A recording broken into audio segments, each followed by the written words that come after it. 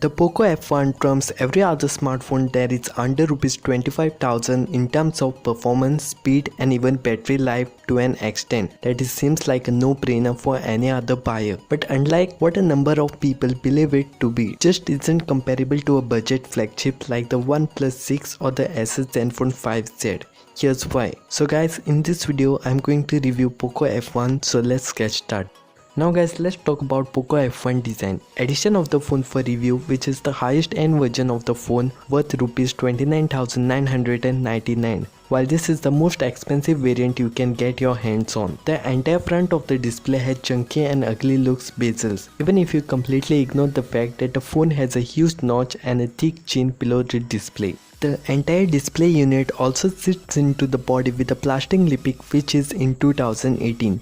You would likely notice only in budget and entry-level devices. Apart from that, the finish on the device overall isn't bad at all. The buttons are well made and clicky. There's a Type-C port and a 3.5mm headphone jack which are always welcome, and the soft touch materials is also quite resistant to scratches. The camera unit of the back is also completely good, which actually deserves. Now guys, let's talk about Poco F1 Camera. The camera performance on the Poco F1 was bit hit and miss. Poco and Xiaomi do make the hardware sound capable, but its implementation isn't up to the mark. The rear camera on the phone is a dual camera setup comprising of a 12MP main sensor and 5MP secondary camera for depth information.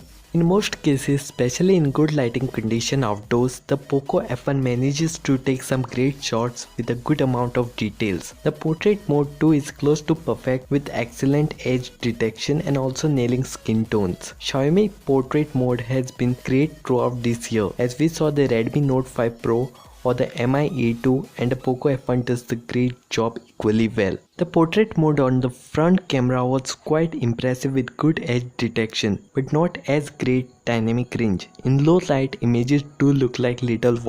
So guys, now let's talk about Poco F1 Battery. The battery is another area where the Poco F1 has the competition beat for the most part. Rocking a 4000 mAh battery, the phone lasted me close to a day and a half. And this is while watching live matches on Hotstar and playing games for hours. Even when it comes to bookmarking the battery performance, my standard PC Work 2.0 battery test returned with a whopping 12 hours and 14 minutes. As per my record, this close to the best scope we have had on this bookmark this year, whereas Xiaomi's own Redmi Note 5 Pro. Even if you do happen to run out of the juice, the supplied 12V charger juices the Poco F1 from under 20% to 83% in a little less than. Now guys, let's talk about Poco F1 features. The Poco F1 gets you all the major features that you would get into a device of worth Rs 25,000. You get a 6.18-inch LCD display, Snapdragon 845, 6GB RAM for the base model and paired with 64GB of internal storage. At the top of the line 8GB RAM and 256GB storage configuration. There's dual camera setup with 12MP plus 5MP sensors at the back and 20MP sensor on the front. The internal storage on all the variants can also be expanded up to 256GB using the second SIM card slot. The Poco also offers a dual speaker setup which even the OnePlus 6 fails to offer. On top of all this, Xiaomi also added a liquid cooling system to help the CPU to overcome overheating.